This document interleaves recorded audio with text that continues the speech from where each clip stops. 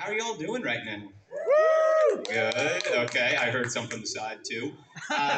Someone told me the Jimmy Buffett concert was this weekend. I mean, the way you all are dressed, I see a lot of suspiciously wealthy people here, though, so it still could go either way, you know? But anywho, it's not about me. It's about the wonderful guests of honor that you'll get to see ask questions, and you can ask questions to them yourself in just a bit.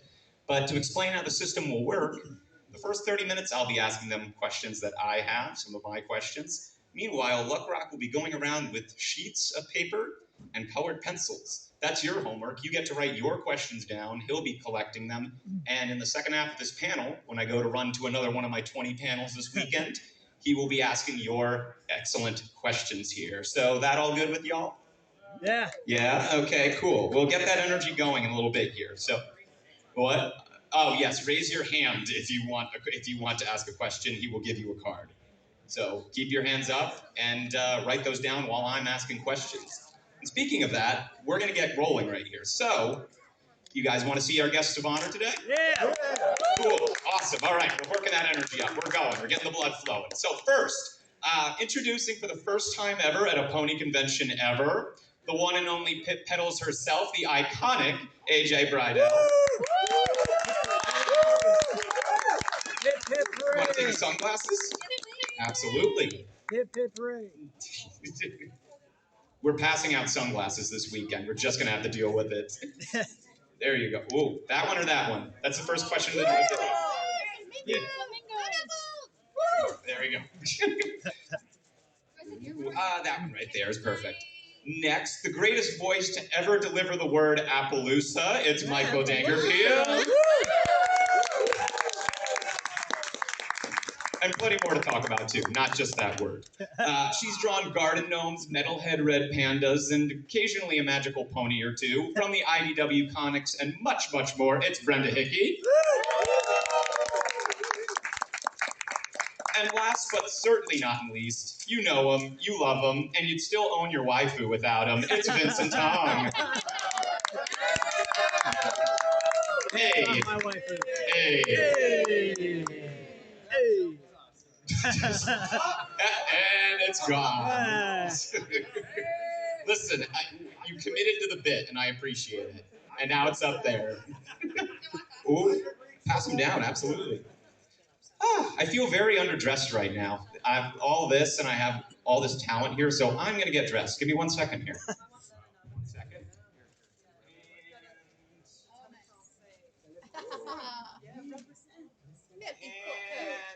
And now it's Casual Friday. Hello, everyone. All right. Woo, exactly. Now it's very warm. So, first and foremost, welcome to Whinny City, everybody. How's it going? How's it been so far? Chicago, the convention? Oh, yeah. Are the mics on? That's the next question. Mine is definitely on. Ooh, there we go. Hi. Check. Is this on? Is this on? I think it might be on. Oh, I think Michael's one is off at the moment. What are you guys doing here? Check. Is it physically on? Got some thugs in the front row here. Is this okay? Hello? Hello. I'm watching you, Wazowski. I got my eye. Yeah. You didn't get your paperwork, Wazowski. Welcome to our Monster Inc. discussion panel, everybody.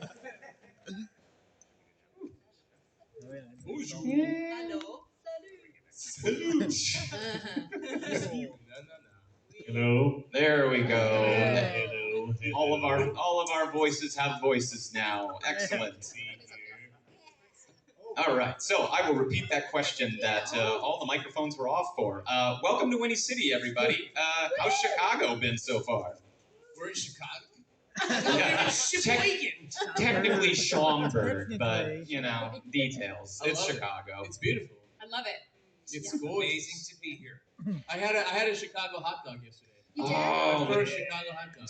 I had someone tell me when I had one, they were like, "Where is the hot dog and all of that?" I'm like, "Do you want a hot dog with all of that?" And it's like, you got to do it. It was like tomatoes, a huge pickle, some peppers, relish, like the most nuclear green relish. I've ever Yes. seen. Nuclear. Yes, they actually like food color it, so it's Yeah. that green. It looks like alien, exactly. Nice. Yeah. I guess I know what I'm having for supper tonight. Yes. Portillos. So you can have a cake shake with it too. They just stick an entire slice of cake in it. Yeah, exactly. That's world famous, isn't It is, yeah. I'm gonna have it and then pass out later tonight. That's all my calories for the day. So in that same breath where we're saying welcome, and Charlie talked about it a bit at opening ceremonies. Brenda, you haven't been to a con in 4 or 5 years, I think. Yeah, Ponycon anyway. Ponycon, Yeah, yes, true. I've done a couple like Comic Cons and like fan expos. True. And Yeah. Michael, yeah, as Charlie said, you haven't been to a pony convention in 9 years. 9 years. Yeah, Jeez. 9 years. I've had 16 children since then, so it's been a bit busy. Stop bragging, bro. You just gotta get it done, right? So, Well, Bill Burr's back. How does it feel to be back in all of this, though? All the colors and all the people and it's everything. amazing. I really felt the love and feel the love, certainly at opening ceremonies, and it's just, I don't know, it's been an amazing journey to be a part of this family, and who knew that when I sent in the audition for Brayburn that it would start this journey. It's just amazing. So yeah, amazing to be back. Thank you. It's Yeah. great to see you back, to see all of you back. And, well, the one person I can say it's great to see you for the first time, it's AJ Bridell. How are you doing? It's right. Thank you again. That was such a wonderful welcome. I know we had Jenna for the first time last year here.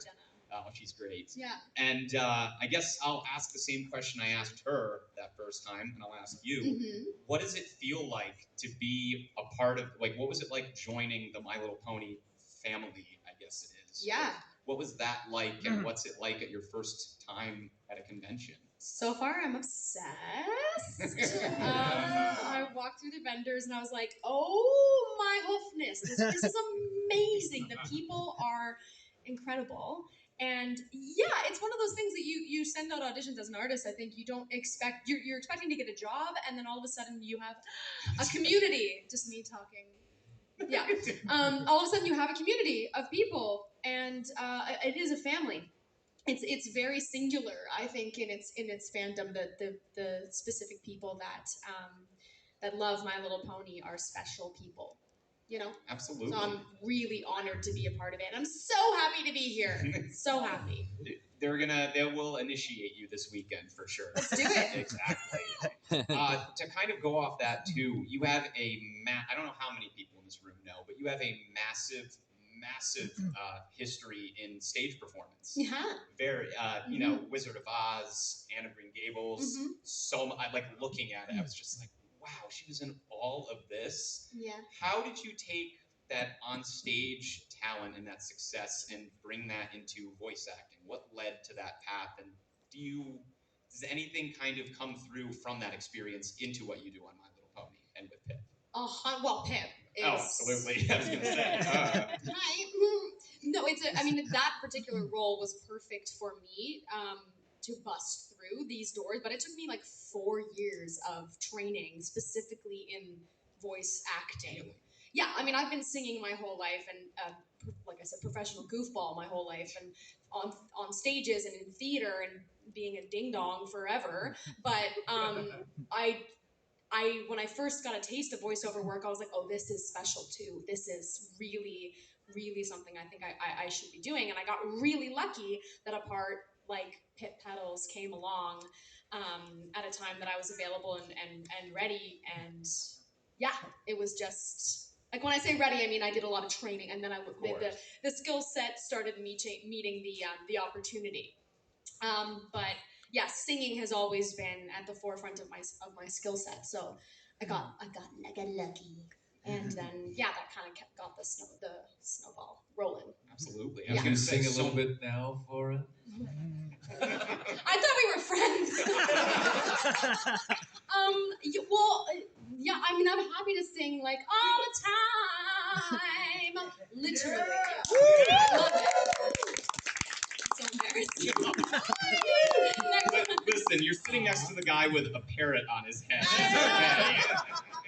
Yep, that's my field. But I just closed Rock of Ages in Toronto, like downtown. Yes, I heard Was about starring in that show, and I ran it for 5 months, and you know, like I'm all over the place when it comes to stages. So, but this is a fun stage to be on. Absolutely. Yeah.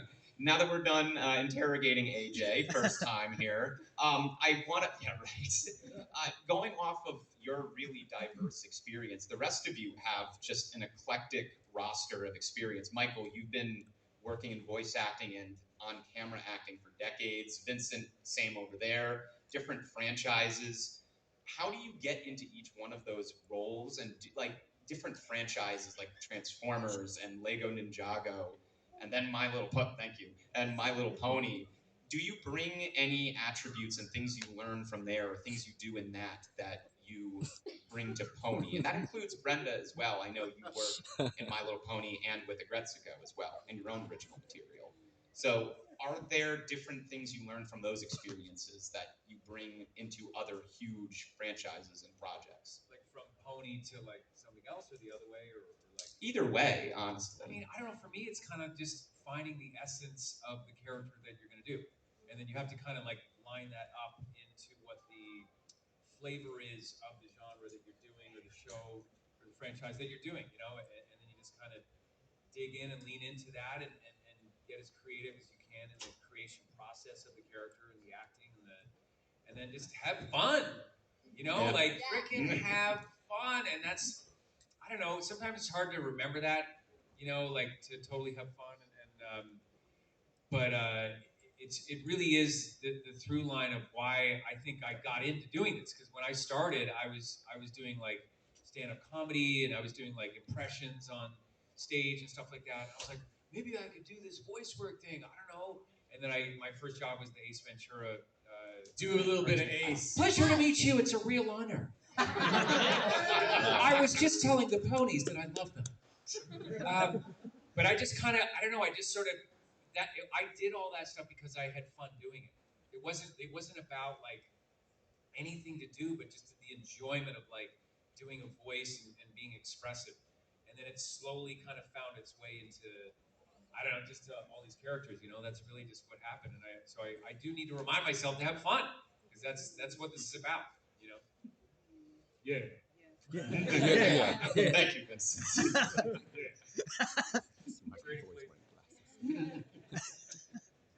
Talking about, did you want to add to that, Vincent, or is yeah our final answer there?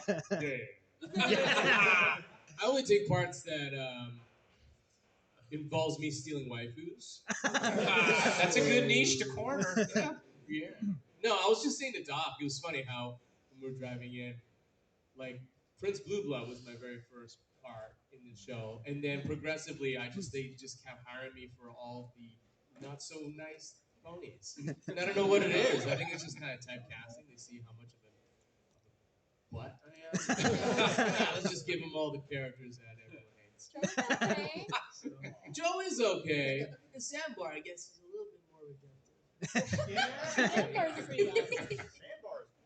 Listen, there are a bunch of pony historians in this crowd. I love it. I love it. They know their stuff. Talking about long histories with capturing different worlds, there was something that I was struck with looking at your work, Brenda, where looking at your work in Pony and then with Agretsuko, if you didn't know, she's done work on the Agretsuko comics, those feel like two distinct visual worlds, but you capture both of those really perfectly just looking between them. Absolutely. How do you go about jumping from those two different visual worlds that you go from My Little Pony then to something that is Agretsuko? That's an adjective of its own there.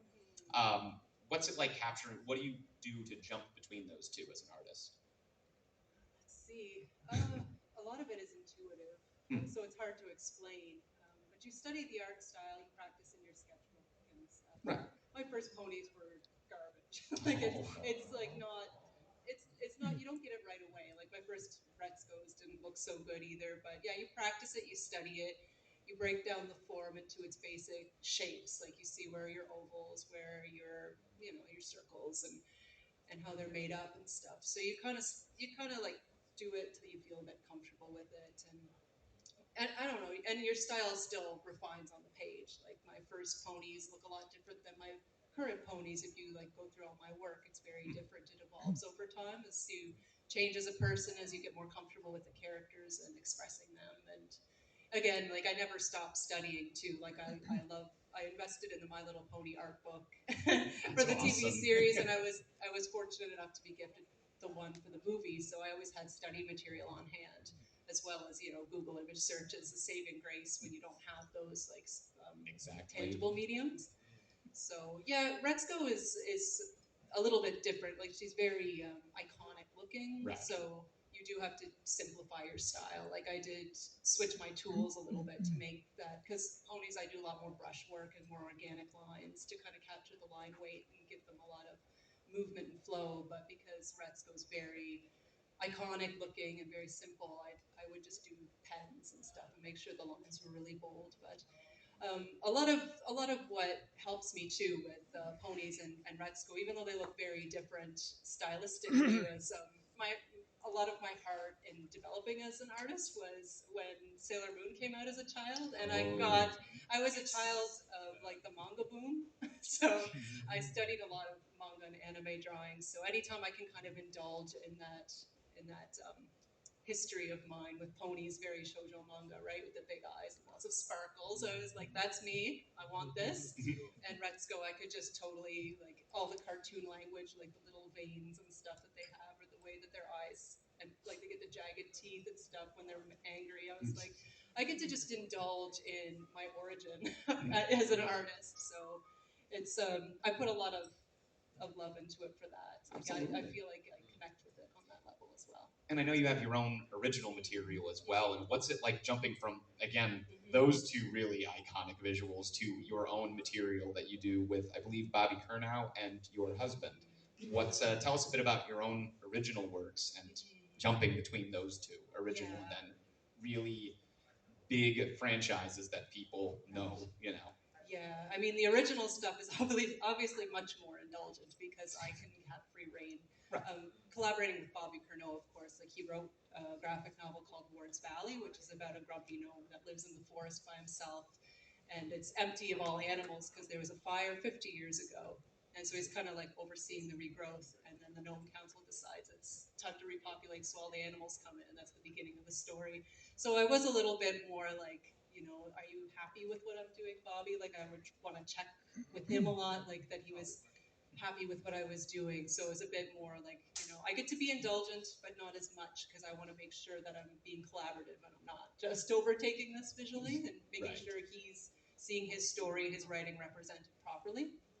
But my book Halls of the Turnip King was 100% me. I wrote it, made up the characters, and it's wacky. It's really, really indulgent. I got to put all my Looney Tunes influence in there with the acting, like really goofy acting, really slapstick. And I was watching a lot of like British humor at the time, so a lot of like kind of Blackadder humor.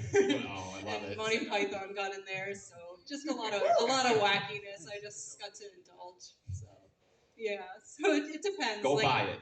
Go buy it. I might have, I have a couple of my other books other than ponies on my table this weekend if you want to take a look. Do it. That's your homework now. That's your homework from the panel. Take it home with you. What age would be like just appropriate for some of your books? I'm just curious. Like, is there like an age level?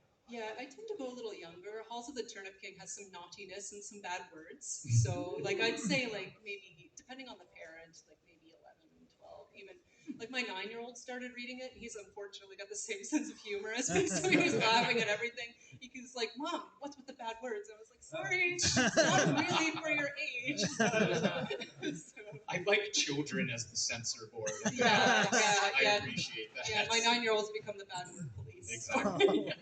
Yeah. So, Michael, a big question I wanted to ask you about was on the mic voiceover training, because I know that that's been a big part for the last decade or so. Explain some of that to people, because I was looking into it and I was fascinated by how long it's been going and Yeah, Just- it's crazy. It's a voiceover school. I started 16 years ago.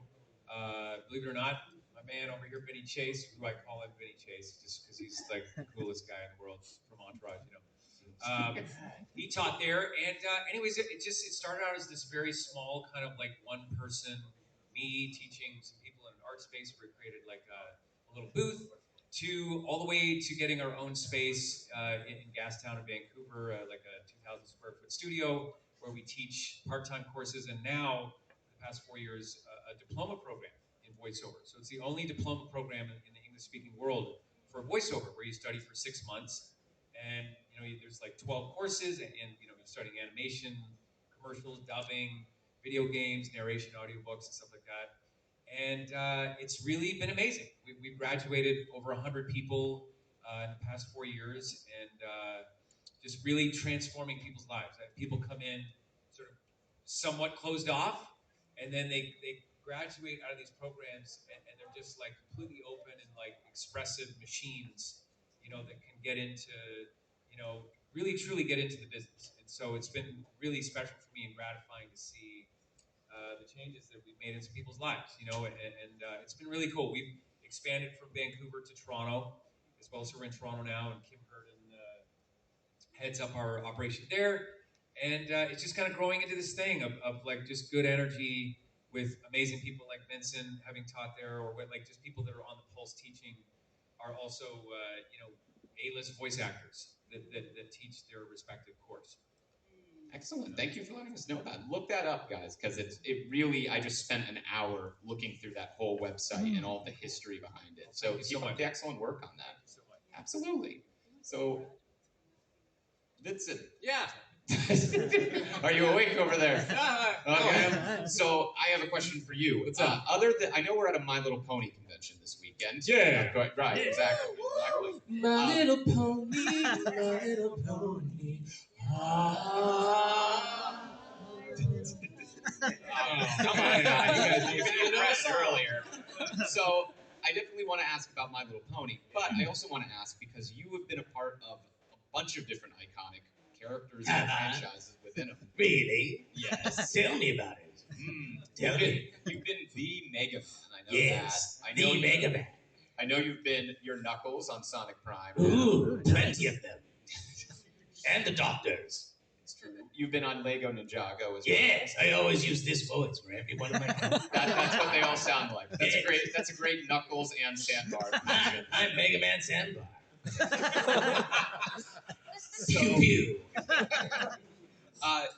what is it like not only being a part of those franchises and characters with long histories of other voices to them, but also the fandoms that are attached to them? Do you get tired, exhausted interacting with all those people that are part of that? I'm exhausted right now. Oh, I'm sorry. It's so no, it's so much fun.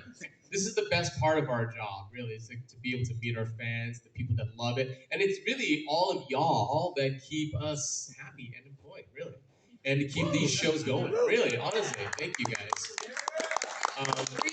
Yeah, because if it wasn't for you guys having the love of our shows and our work, we wouldn't be here. So it's always. I mean, yes, it's tiring, of course, but I really enjoy coming to conventions and seeing people, and yeah, it's super thrilling. Nice. Speaking of thank you for that answer. You're welcome.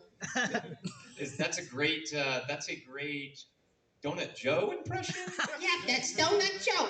Hello, you want some donuts from Joe? Here you go. I don't know which character anymore. That was Donut Joe.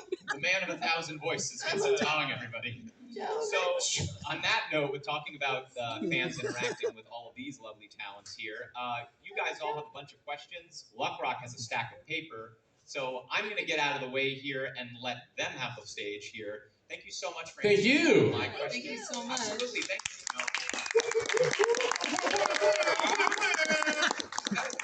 Thank you so much, everyone. Bring your great questions for them. Coming up next, Luck, you have the floor. All right, welcome to the stage, look. All right. All right, I guess. fan-submitted questions for you all. It's if you guys still want to submit some questions, the note cards are up front. Just come and grab one and a colored pencil, and then just kind of set them over here when you're done, and I will run back and forth to get them. But we'll try and get through as many of these as we can. Let's go. Could I have a paper and a colored pencil? Draw Yes. some ponies? Colors. Yes. Yeah. Let me ask the first question, and I'll go get it. For everyone, so we'll go right down the line, or whoever's got the answer first. If for some reason you weren't in the career that you are now, what would your career be? Where would you end up? What's Oh, plan? dear. What's the second That's choice? too real of a question. I actually I don't know the answer to that. And people have asked me that before, and I'd probably just I don't know. The pressure. I don't know what I would do. Maybe what do I like? I like cooking. Maybe I'd cook. Maybe I'd make food and then eat it. I don't know. Yeah, like I'd probably be somewhere in the arts, and some like culinary arts would probably be a fun place for me to land. Or I'd just be like a doctor for money. For money, not for helping people. Oh yeah, and for.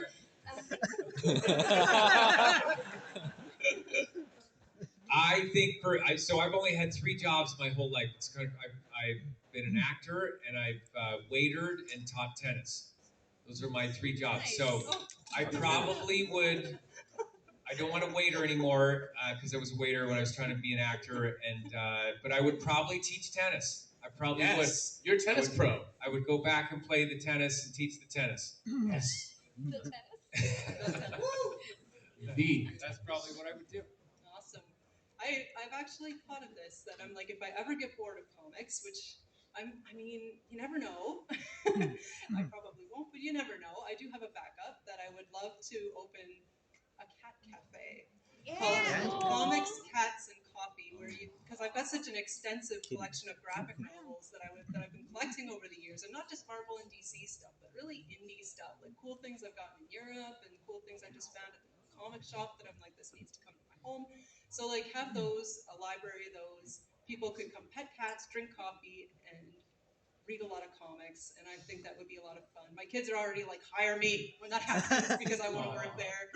So, and I do like baking and stuff as well. So I was like, if it was a way that I can bake, but then I'm not stuck with like a whole pie and a whole cake, and I've got people to share it with, like that would be it. Where would it be based? What's that? Where would it be based? Because I want to go now. I live in Charlottetown in PEI in Canada, so I'm a little remote, but yeah, I think it would be a really nice place. I mean, maybe we'll expand if it's really popular. It might come to your hometown. I don't know. I really don't know. I like, I love Disney, so I'm a huge Disneyland nut. Woo! Charlie knows.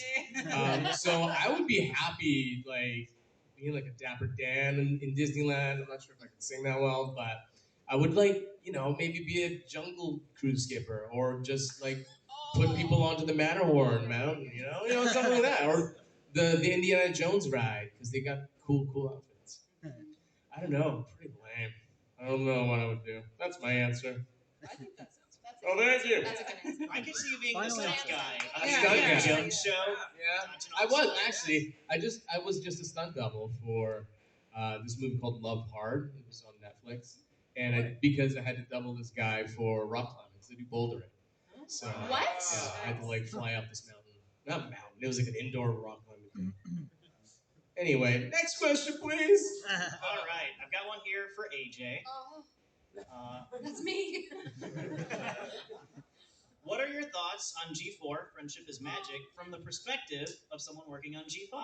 Yeah. Well, okay. So, fun fact: when I auditioned for this, we signed an NDA and all that business, but I didn't know I was auditioning for My Little Pony at the time. And I actually watched, for some reason, I was like, I got the sense it was like, the audition was kind of like about fairies and magic and stuff like that. And I was like, I just got this, I was like, no, I'm feeling like this is something about My Little Pony. So I started watching some of Friendship is Magic for that, and then just kept watching it and kept watching it.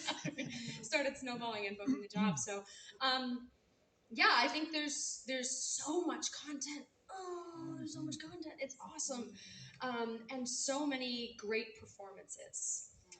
So I actually learned a lot as a voice actor, listening and watching. That's incredible. Yeah, Friendship is Magic. That was. Yeah. It I helped like me. that. Yeah. That's amazing. Yeah. Well, then I think we're all very happy that you got it. Me too. Michael D. Yes. I'm gonna hand this one to you just so you can see how it's written. But Okay. can you say Backwards. the famous Appaloosa. That's actually Apple, the company, is changing their name to Appaloosa. I don't know. It's a big deal. Tim Cook. It's like a whole thing. The new iMac Pro from Appaloosa. And you're not allowed to say it flat. You have to say it. Say it that way. Yeah. In fact, if anyone just says Appaloosa this weekend, you correct. Fun fact, I don't think that on the, I remember that was in the audition for that I don't think that there was like any kind of sing-songy, I just remember being like, maybe that's how it should sound. I remember, like, you know what I mean? Just kind of make it all sort of with a melody, and I just sort of did that, and it seemed, I don't know. It was perfect. Yes. Thank you. Iconic, yes. All right, one for everyone. If you could change one thing about each of your characters, or maybe some of the ones that you draw, what would it be? You get creative control now, but just for one thing. And I'll throw that out to anyone who has an answer ready. It's a thinker. Vincent has to go through like 80 characters just to figure it out.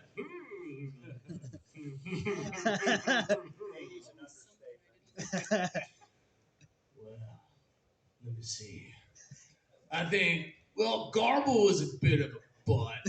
I think I would change it so that he really liked giving hugs. That'd be kind of cute. Did you guys like the little like beat poetry thing he did? Yeah. Maybe he would do more of that, but then start, writing like a musical of his own and be like in the style of Lin-Manuel Miranda. Yeah. Start doing some like Hamilton in the Heights kind of raps. That'd be kind of fun. There you go. I don't know. It's a lot of characters to go through. If you draw them for the comments. It's tricky. No pressure.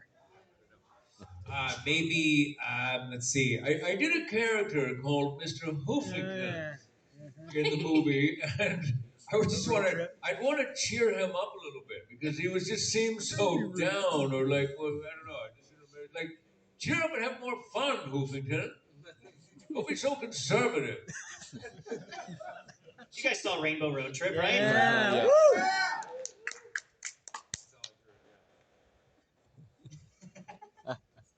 I don't know if I would I don't know if this is a change for Pip, but I'd love to explore what she looks like without being so attached to her phone.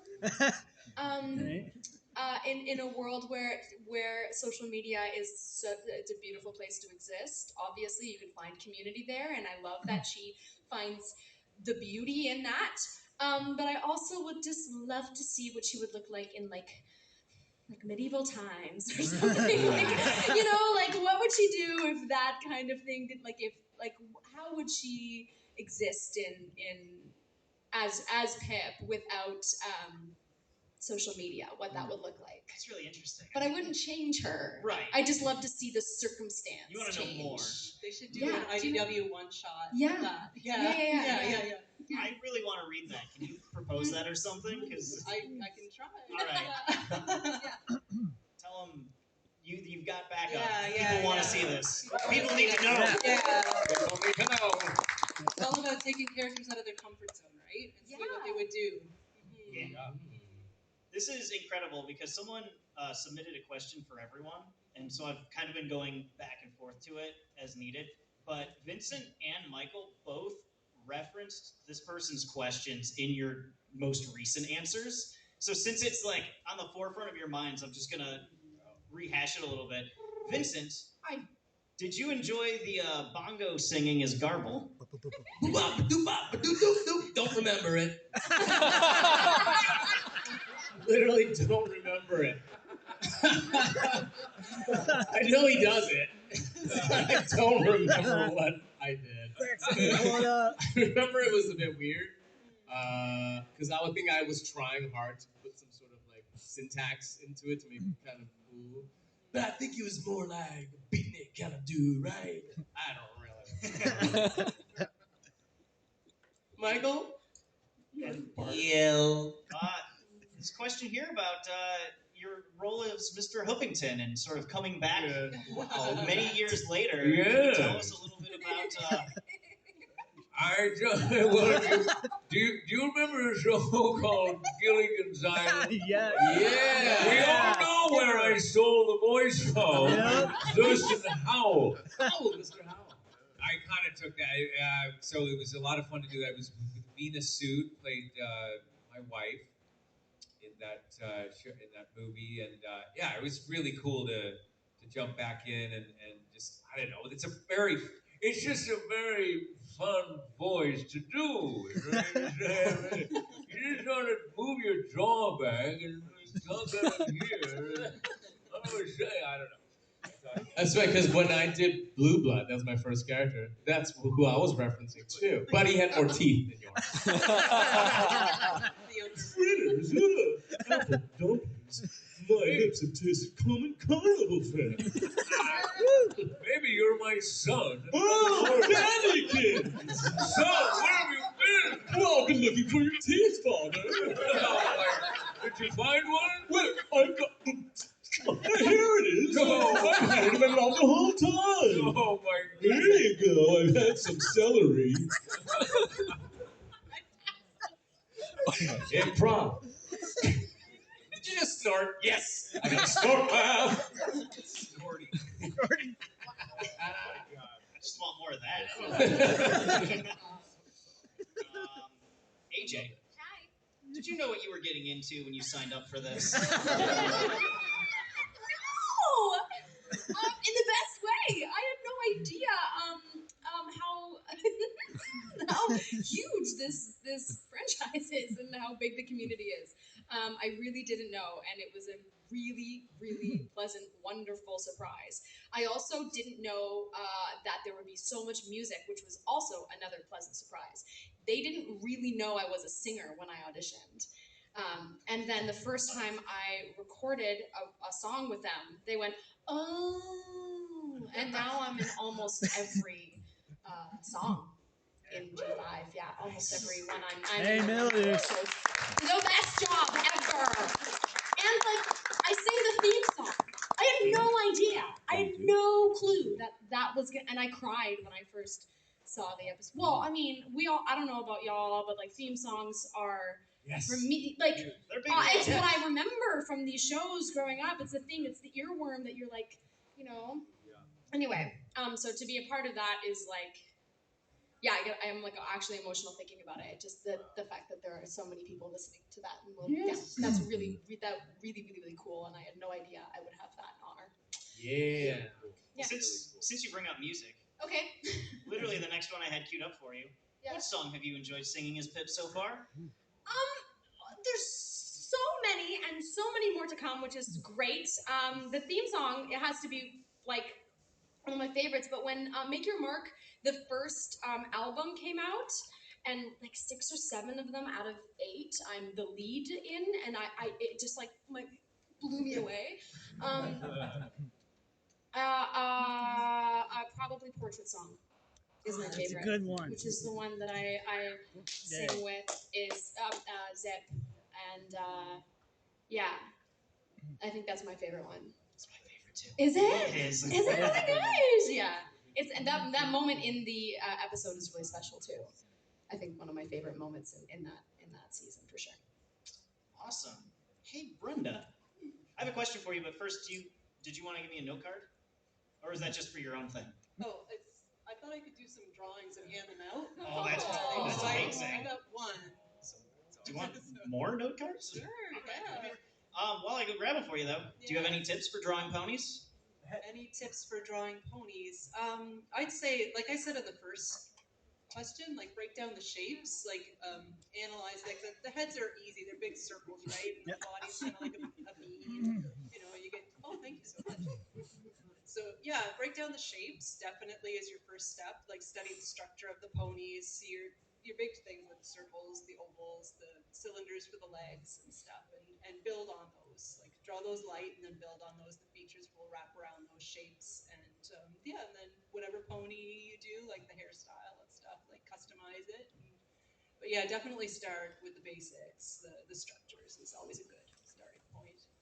I think you're doing a panel later today where you're going to talk a little more about drawing ponies, right? Yeah, I'm gonna do how to draw the sea ponies since it's the whole island vacation. We decided sea ponies, so we'll be doing sea pony drawing demos later today. So if you want to know more, be sure to check that out and check her out in the vendor hall. And right? it's easier to explain when I'm doing it as well, like what I mean by the big shapes, because to just say it without seeing something I know is a little vague. So I do apologize for that. But yeah. Sorry, I just read this next question. I completely lost my train of thought, so we're going with this because I'm biased. AJ, if Pip could be in a real world musical, what would she choose? Legally Blonde, probably. Legally Yeah. That's an easy one. That makes so much sense. I know. Also, I want to play Elle, so. You'd be perfect.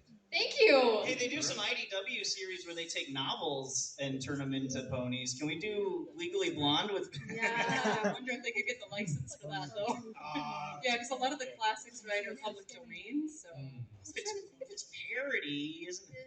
yeah, To Reese. yeah, us the editors. Yeah. But they should write a My Little Pony musical. Like they should. Yeah. There should be a My Little Pony musical. Like there should be. Like. Equestrian Girls, the musical. Yeah, 100%. It'd be a lot easier than like. Yeah, like exactly. Can you imagine like the two people in the pony outfit trying to? Yeah, it'd be like I want to see that musical. All right, I've got one for everyone, and I'm curious to see how the answers change based on who's kind of been around longer and not. And this is your big chance to pander to the crowd here. What is your favorite part about the Brony fandom?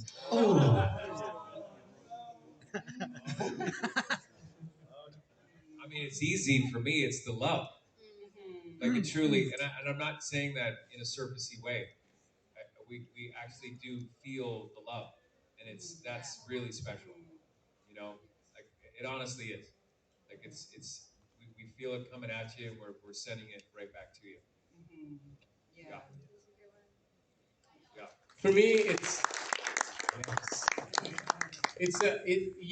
the Brony fandom is I feel like very misunderstood a lot of times. A lot of people don't understand what it's all about. And when I first came, I was just blown away by the amount of generosity and kindness and just love, like Michael said.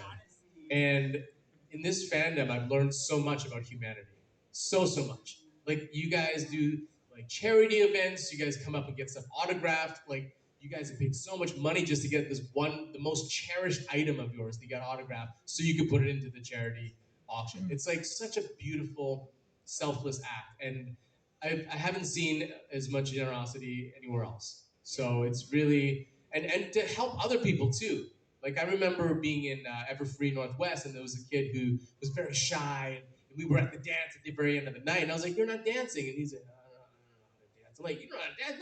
No one knows how to dance. Just dance." And I got him up, and we were dancing, and people were coming up, giving him high fives, and I'm like, "It's Mother's Day now. You got to go dance with your mom." And he's smiling, and he had a whole crew of people around him, and I was like, "This is what the community is about. This love, this generosity, this like I'm gonna reach out. Friendship is literally magic in this community." So, Yeah, you really feel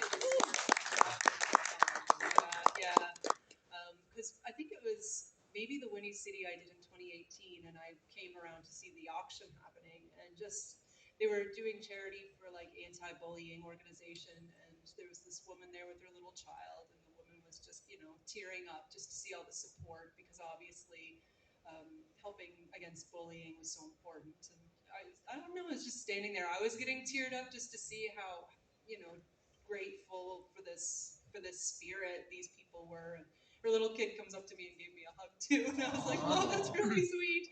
Like I don't know what I did special, but thank you. Like I don't know. I just see the love pouring out and the support for the community, and everyone's welcome, which is always a treat. Like you never feel like you're not allowed to be part of this. Like everybody's got a place in this fandom. Like inclusion. Yes, inclusion. Yeah. Yeah, I think the Brony fandom is a reflection of the fact that My Little Pony, as a brand and as a community, as a franchise, transcends age, transcends gender, transcends societal expectations, transcends so many things that other brands and other shows, other things don't. And I think that this specific fandom is a reflection of that. It's about who you are and loving who you are and making connections and friendships, and that's clear in the people and the community here at this event. I was just going to say, I don't know if you might have heard the story, but and I'm sort of paraphrasing a bit, but this is back, I guess, in version 4, or what do you call it? Generation G4, sorry. That there was like, in the Middle East when, the army's there and it's like really heavy times, they're going in the trenches and fighting and it's like full-on war, that they would come back to like home base and literally throw on My Little Pony to get a sense of like, I don't know, I think that's, it's amazing, right? I mean, they're going through like the worst time of their lives and then they throw on My Little Pony to try to like just, okay, let's just decompress here, feel the love, you know what I mean? It's crazy you bring that up. I remember way back early on in G4 reading a story from someone in the military who they had someone very close at home, and like the way that they bonded was by watching My Little Pony. And so he kept, I think it was like a little Fluttershy figurine, like in his pocket, and he got shot, and it saved his life because it hit the Fluttershy. Yeah, I remember reading that back in like 2011, 2012. But like, it's kind of insane when you think about the ways that this show impacts people. Going from that, Great segue. Here we go. Michael, I got one on here that says impression of Bill Burr at Whinny City. Bill. 5, 6, 7, 8. All right, so it's great to be here, because I really like Chicago, and Schaumburg is great too. There's a lot of good stuff here. I'm gonna get a hot dog. I don't know why they put so much stuff on the dog though. It's like these guys are pouring it on, and they're trying to like steam shovel an entire amount of stuff on there, and it's too much. There's too many people are trying to eat the dog. And it's just ridiculous. All right, there you go. I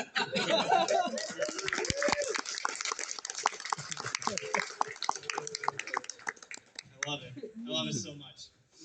All right, we got just a few minutes left. I got one for all of the VAs. I'll do an either or. How are you either most like or least like your pony character? I assume they specified pony for Vince. Narrows it down to like 5. I'm really similar to my character. I believe that. Yeah, I think the thing I'm the least like is I'm not purplely pink in flesh / fur. That's my only difference. It's probably a good thing. Yeah, no kidding. I think let's see. I mean, with Brayburn, I don't know. I kind of based him off because I actually went to university in Kentucky, so I spent a lot of time down there for about 4.5 years, and so I kind of based the character a little bit off a friend of mine, Jay Shoup is his name, and so I don't know. I mean, certainly the positive energy of Brayburn exists in me. I feel like I am a very positive person, and I mean, that's probably the biggest quality I would say. Yeah. Awesome. I think I'm very much like Flash, because he's super awkward. In high school I was very geeky and not really good with the ladies. So that's who I think I am. Most like still in the same.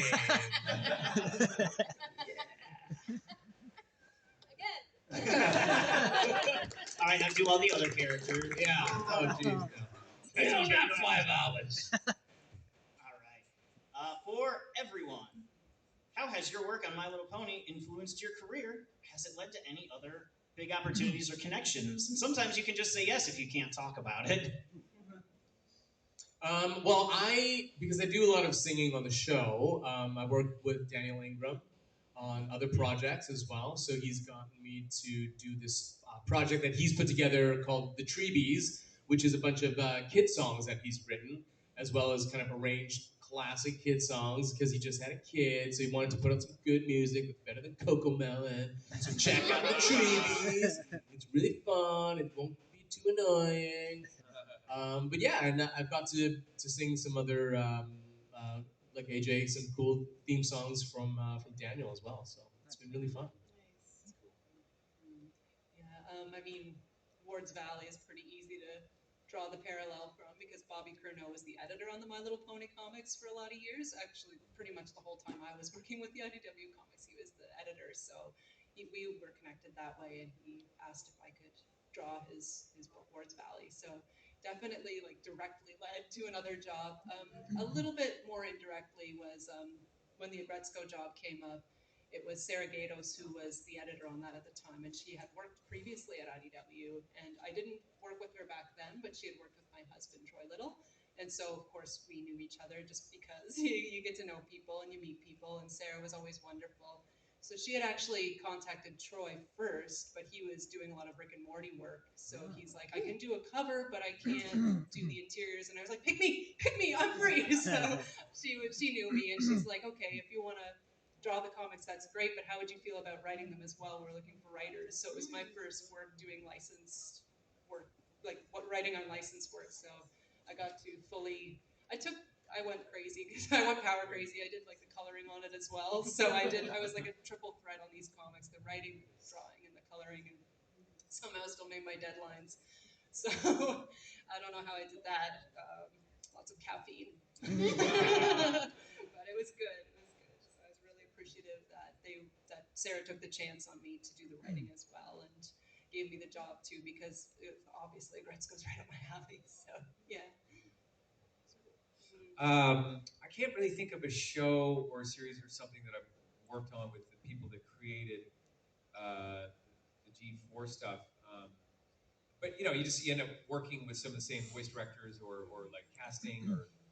But I think within the show, because Brayburn started I think in season 1, and then came back, obviously throughout or whatever. But I did other like I did the who's the I did antique chicken stand pony. I think it was called or antique.